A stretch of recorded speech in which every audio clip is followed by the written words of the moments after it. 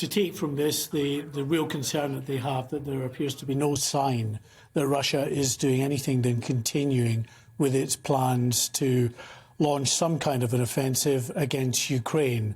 Of course, they still continue with the diplomatic channels. You've got President Biden trying to arrange this summit with Vladimir Putin, but it appears thus far to be falling on deaf ears. So there's some real concern going ahead. But there, just latterly, we've heard about this need to warn Russia yet again that if it does go ahead with any kind of military action, then it will face the most severe economic sanctions. And that is what we've heard the last few speakers really emphasising, and the need to go after the oligarchs and the dirty money that's coming into this country. Is there a bit of a worry here that the West starts to sound a bit impotent in the face of Russia? Russia is not a particularly big or rich economy. Its economy is smaller than that of Italy, far smaller than that of the UK.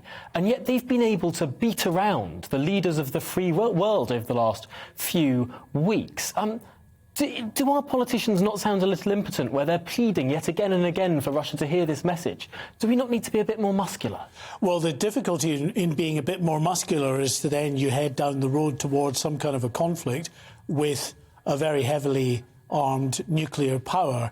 That is why, of course, Ukraine, not being a member of NATO, is not going to get any direct military help from the UK, the US and any other NATO allies. What it is getting is some military spend to put hardware in the form of anti-tank missiles and training and the like in place. But when it comes to the actual battle, if that's what we're faced with, Britain's out of there. Other countries are not going to be helping. All they will be doing, as we heard there again in the exchanges, is help bolster the NATO allies in the region to deal with what they expect could be hundreds of thousands, 1 million or more refugees spilling out of Ukraine.